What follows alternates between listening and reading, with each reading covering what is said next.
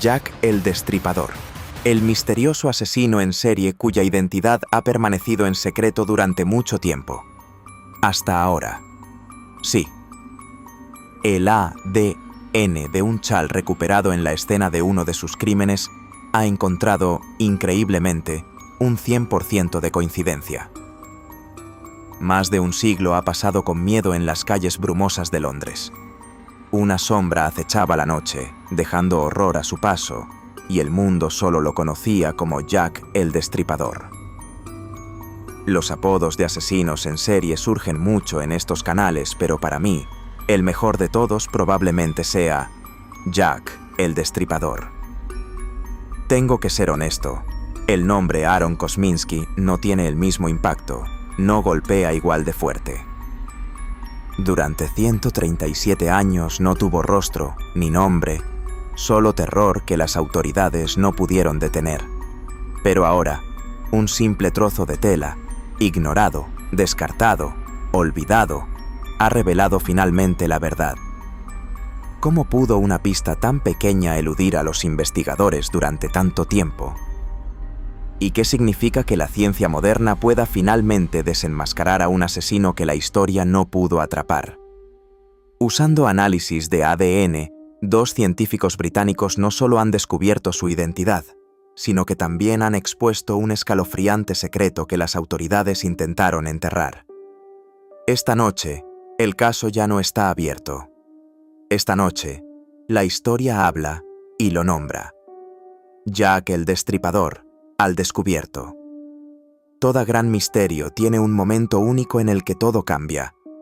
Para el caso del Destripador, ese momento no llegó en un laboratorio ni en un tribunal, sino en una casa de subastas en 2007. Un hombre llamado Russell Edwards, autor y detective aficionado que había pasado años obsesionado con los asesinatos de Whitechapel, pujó por algo que la mayoría de expertos había descartado como inútil. Un chal de seda manchado y desgarrado. No era cualquier pedazo de tela. Según su historia, este chal fue recuperado en la escena de la cuarta víctima canónica del Destripador, una mujer llamada Catherine Eddowes, la noche del 30 de septiembre de 1888. Se ha resuelto finalmente uno de los misterios de asesinato más notorios del mundo. Un diminuto rastro de ADN en un chal victoriano podría ser la clave para la verdadera identidad del asesino en serie conocido como Jack el Destripador.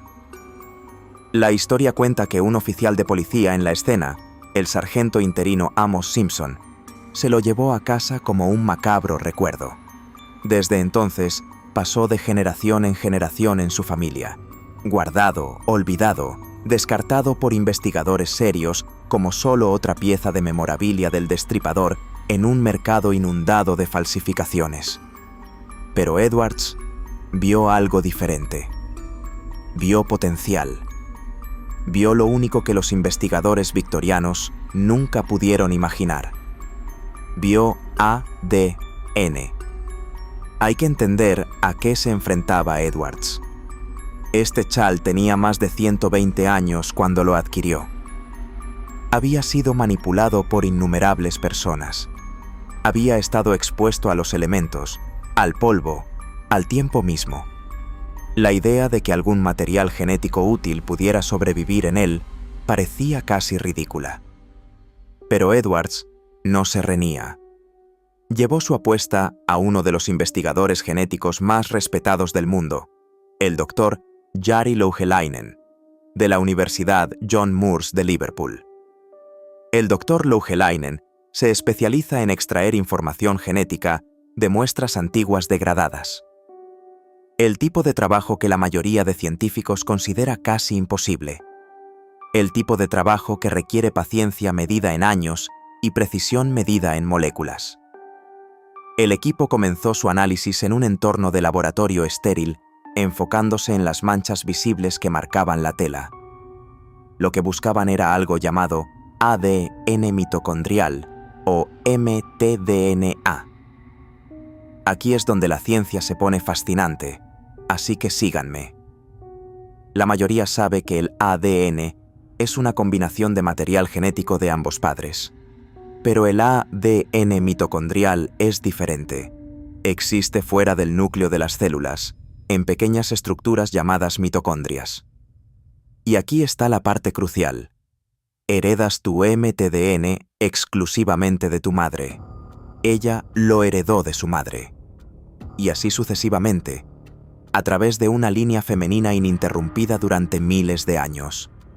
Este ADN no se mezcla ni recombina como el ADN normal. Se transmite prácticamente sin cambios de generación en generación. ¿Por qué importa esto? Porque significa que si encuentras un descendiente vivo de la línea materna de alguien, su mtDNA debería coincidir, incluso después de 137 años. Incluso si la muestra original está degradada más allá de lo que cualquiera pensaba posible. La primera prueba fue sencilla pero esencial. ¿Era este chal real? ¿Había estado realmente en la escena del crimen? El equipo localizó a un descendiente vivo de la hermana de Catherine Eddowes. Tomaron una muestra de ADN. La compararon con el material genético extraído de las manchas de sangre en el chal. Coincidió. El chal era auténtico. Había estado presente en la escena del asesinato, empapado en la sangre de la víctima esa terrible noche de 1888. Pero los científicos encontraron algo más. Mezcladas con la sangre de Catherine Eddowes, había otras trazas biológicas, muestras consistentes con semen. Esta era la firma genética del perpetrador mismo, dejada en su momento de violencia. Ahora la caza tenía un objetivo. Edwards y el equipo de investigación tenían en mente a un principal sospechoso, un nombre que había aparecido en los archivos policiales originales, un nombre que los investigadores senior habían susurrado durante más de un siglo. Localizaron a un descendiente vivo de la línea femenina de la hermana de este sospechoso. Obtuvieron una muestra. Hicieron la comparación. Los resultados fueron positivos. Una coincidencia. Después de 137 años de misterio, especulación y obsesión, la ciencia apuntó a un solo hombre, y su nombre era Aaron Kosminski. Era un inmigrante judío polaco que llegó a Whitechapel en 1881 con su hermano, y tenía 23 años en la época de los asesinatos. El mal ordinario. Aquí es donde la mayoría espera una revelación dramática. Esperan descubrir que Jack el Destripador era alguien famoso, un cirujano brillante con complejo de Dios, un artista perturbado, un miembro de la familia real ocultando un oscuro secreto. Las teorías conspirativas han sido interminables. El propio nieto de la reina Victoria, el príncipe Albert Victor, ha sido acusado. Masones orquestando encubrimientos elaborados, médicos locos y pervertidos aristócratas. Pero la verdad es mucho más inquietante en su cotidianidad. Aaron Kosminski no era nadie especial. Era un inmigrante judío polaco de 23 años que trabajaba como peluquero en el corazón de Whitechapel. No era un fantasma, no era un genio, era un joven profundamente perturbado que vivía y trabajaba en el mismo barrio donde ocurrieron los asesinatos, y la policía sabía exactamente quién era. Kosminski había huido de Polonia, entonces parte del Imperio ruso, para escapar de los brutales pogromos que atacaban a las comunidades judías. Llegó a Londres con su familia a principios de los 1880 y se instaló en el East End. Según todos los relatos contemporáneos, estaba mentalmente enfermo.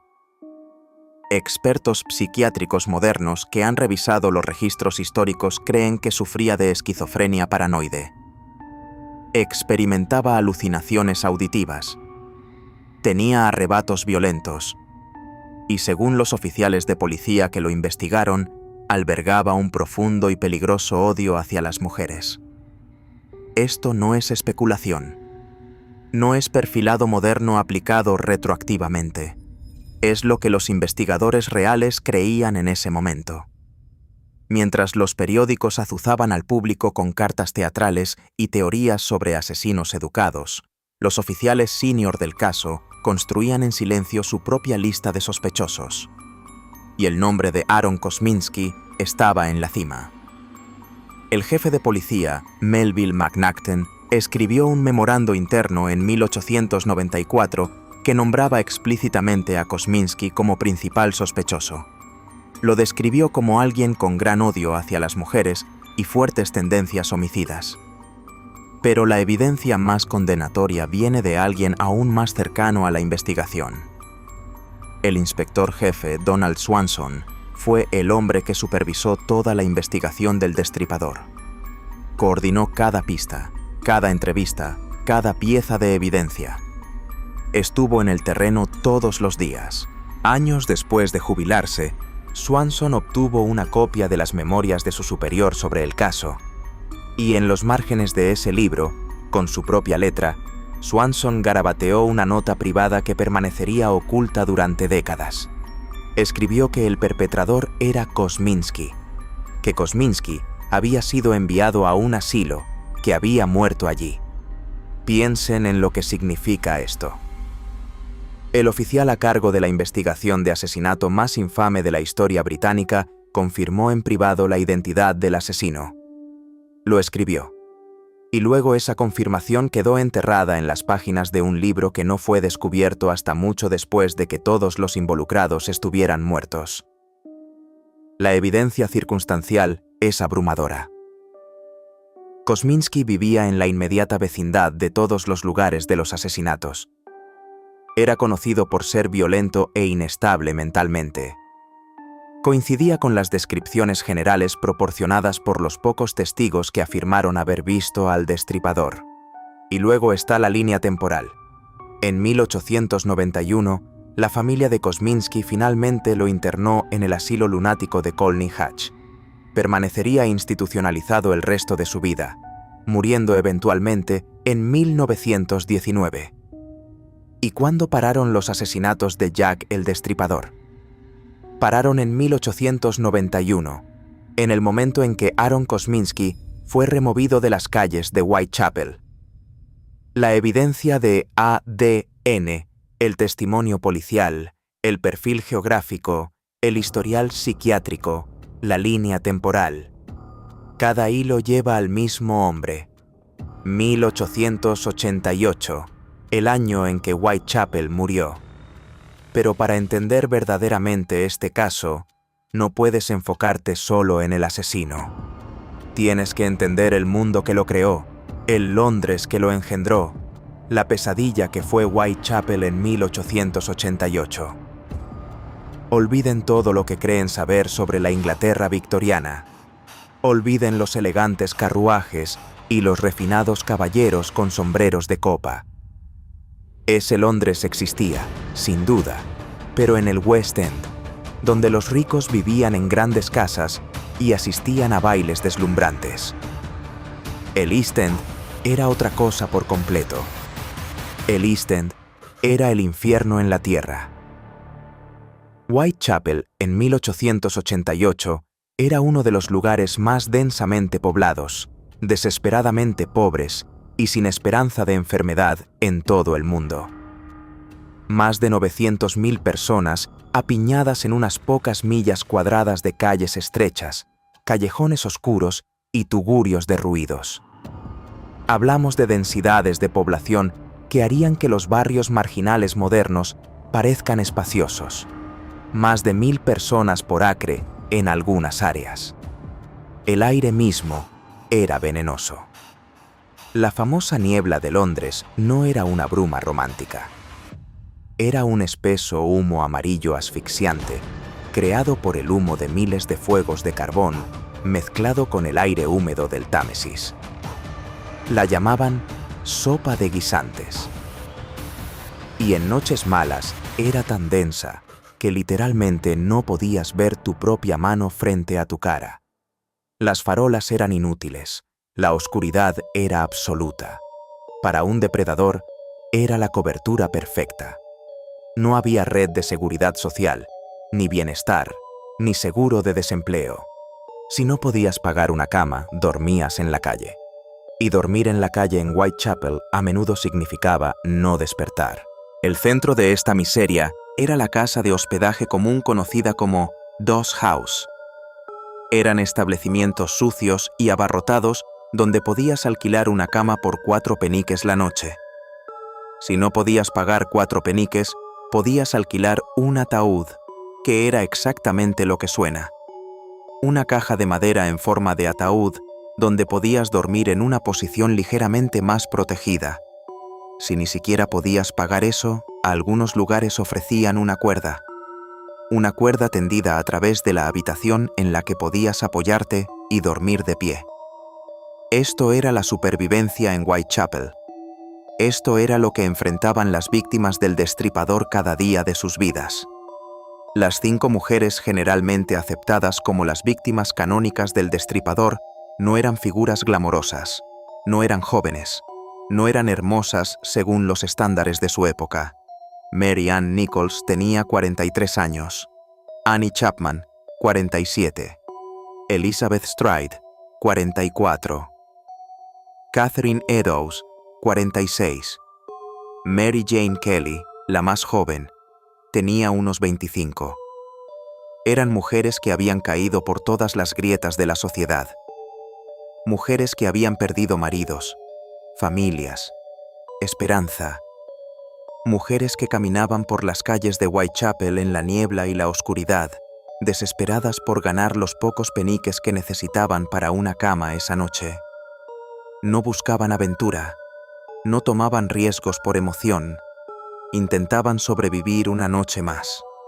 Y esa desesperación las hacía vulnerables. Las hacía confiar en extraños de los que deberían haber huido.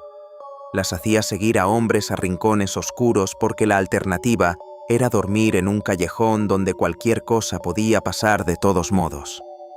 El destripador no necesitaba ser listo, no necesitaba ser encantador, solo necesitaba ser local, necesitaba conocer las calles, los callejones, las rutas de escape. Necesitaba encontrar mujeres lo suficientemente desesperadas como para arriesgarse. Y en Whitechapel, en 1888, esas mujeres estaban por todas partes. Miedo en la niebla.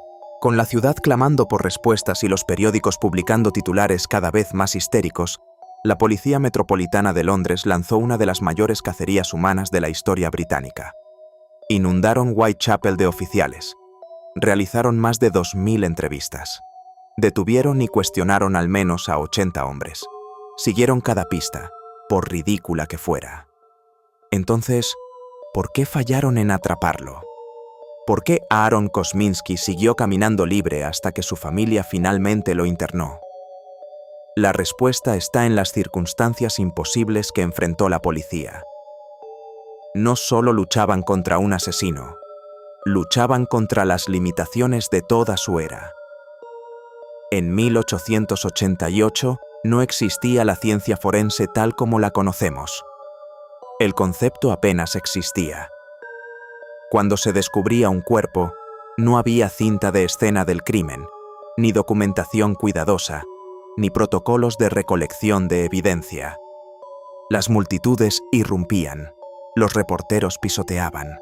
La escena se contaminaba en minutos. La policía no tenía tecnología de huellas dactilares. Eso no se desarrollaría hasta los 1890. No tenían forma de analizar tipos de sangre. No entendían la evidencia de rastros.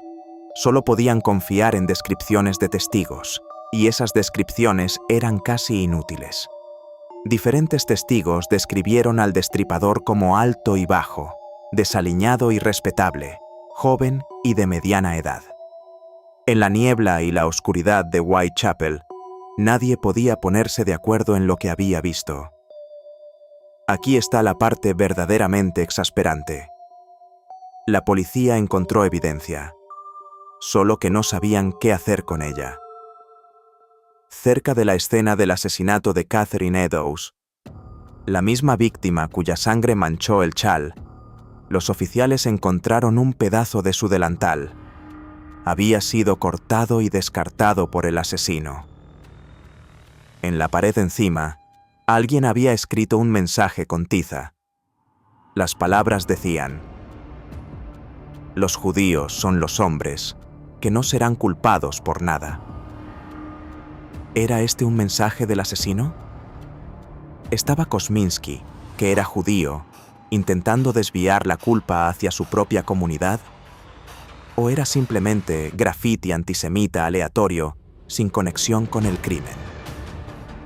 Nunca lo sabremos porque Sir Charles Warren, el comisionado de la Policía Metropolitana, temía tanto que el mensaje incitara disturbios antisemitas que ordenó borrarlo inmediatamente, antes de que pudiera ser fotografiado, antes de que pudiera ser analizado. La policía literalmente lavó una de las únicas piezas de evidencia física que jamás encontraron. Y luego estaban las cartas. El caso del Destripador se convirtió en la primera verdadera sensación mediática de la era moderna, y ocurrió gracias a una carta que llegó a una agencia de noticias de Londres a finales de septiembre de 1888.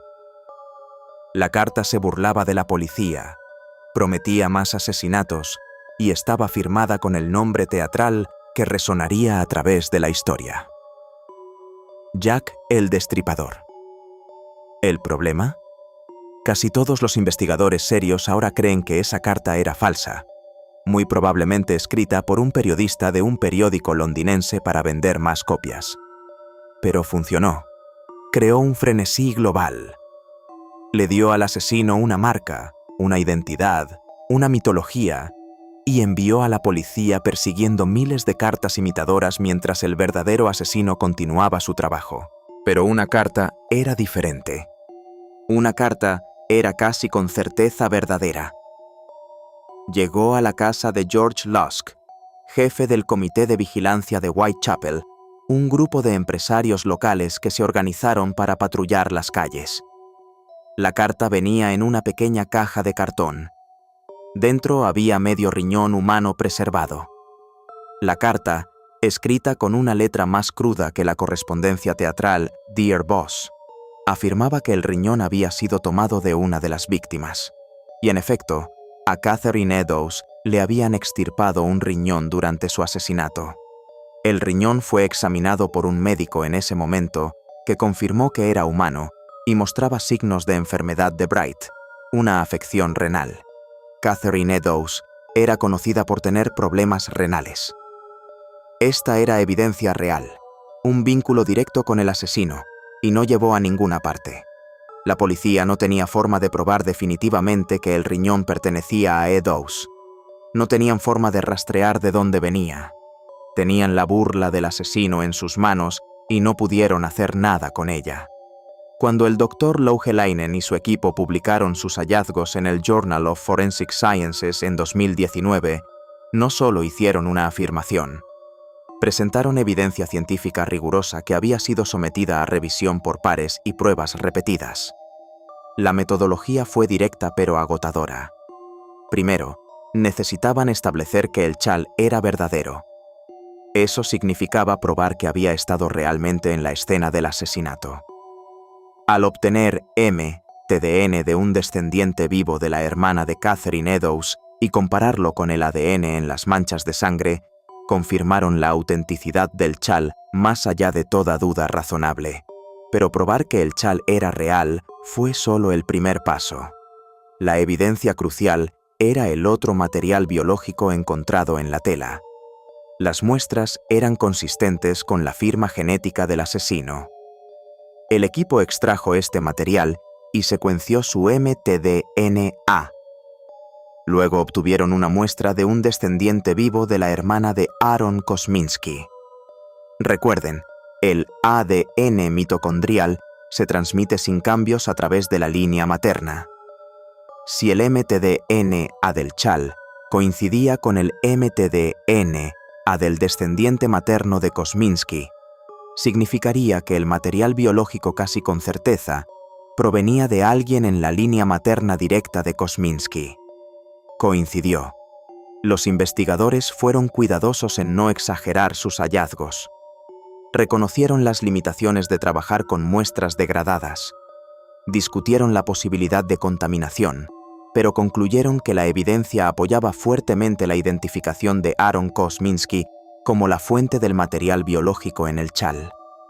Esto no era un arma humeante perfecta. El análisis de ADN antiguo nunca lo es. Pero combinado con la evidencia histórica, el testimonio policial, el perfil geográfico y psicológico, la línea temporal de la institucionalización de Kosminski, coincidiendo con el fin de los asesinatos, el caso se vuelve abrumador. Por supuesto, no todos están de acuerdo. La ciencia avanza a través del debate, y el caso del Destripador ha generado más debate que casi cualquier otro misterio histórico. Los críticos han planteado preocupaciones legítimas. El chal cambió de manos muchas veces antes de llegar a un laboratorio. ¿Cómo podemos estar seguros de que el ADN no fue depositado por alguien más en el camino? La muestra estaba degradada. Podrían haber errores en el análisis. Son preguntas justas, pero no invalidan los hallazgos. Simplemente reconocen las limitaciones inherentes del análisis forense histórico. Ningún caso frío de 1888 se resolverá con la misma certeza que un crimen moderno, con evidencia fresca. Lo que tenemos es la mejor respuesta que probablemente obtendremos jamás. Y esa respuesta apunta a Aaron Kosminski. Si la policía sabía que Kosminski era su hombre, ¿por qué no lo arrestaron? ¿Por qué se le permitió seguir caminando por las calles de Whitechapel hasta que su familia lo internó en un asilo? La respuesta está en los estándares legales de la era victoriana. Saber que alguien era culpable y probarlo en un tribunal eran dos cosas completamente diferentes. La policía tenía sospechas, tenían evidencia circunstancial, tenían testigos que habían visto a un hombre que coincidía con la descripción de Kosminski cerca de los crímenes, pero no tenían nada que resistiera en un tribunal. Un testigo supuestamente identificó a Kosminski en una rueda de reconocimiento, pero se negó a testificar contra un compañero judío.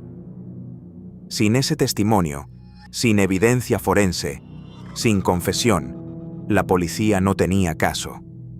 Podían vigilarlo. Podían seguirlo. Podían esperar a que cometiera un error, pero no podían arrestarlo. Y luego, antes de que nada de eso importara, la condición mental de Kosminski se deterioró hasta el punto en que su familia buscó internarlo. Fue internado en 1891. Los asesinatos pararon. Para la policía, el caso estaba efectivamente cerrado, aunque nunca pudiera resolverse oficialmente. Hay una ironía amarga en todo esto. El Destripador nunca fue atrapado por una deducción brillante o un trabajo policial incansable. Fue detenido porque su propia locura lo consumió. La misma enfermedad mental que lo impulsó a asesinar eventualmente le hizo imposible funcionar en la sociedad. Su familia hizo lo que la policía no pudo, y luego la leyenda tomó el control. En ausencia de una solución oficial, el caso se convirtió en un lienzo para cada teoría conspirativa, cada especulación salvaje, cada noción romantizada del criminal maestro brillante. Jack el Destripador se convirtió en un fantasma precisamente porque la respuesta real era tan insatisfactoria. Un peluquero inmigrante mentalmente enfermo no vende libros. Una sociedad secreta de asesinos aristócratas, sí. La niebla que ocultó a Jack el Destripador finalmente se ha disipado. Pero las preguntas que deja atrás están lejos de resolverse. ¿Cuántos monstruos de la historia han caminado a plena vista, ocultos detrás de las limitaciones de su tiempo? ¿Y cuántas verdades aún esperan que la ciencia las descubra, enterradas en sombras o descartadas como imposibles? Aaron Kosminski puede cerrar un capítulo, pero la búsqueda de justicia, la búsqueda de comprensión y el descubrimiento de secretos que desafían todo lo que creíamos saber apenas comienza. ¿Qué otros misterios del pasado Esperan la mente correcta, la tecnología correcta para sacarlos a la luz. Y quizás, la pregunta más inquietante de todas. ¿Qué secretos aún nos observan desde las sombras, esperando su momento para ser revelados?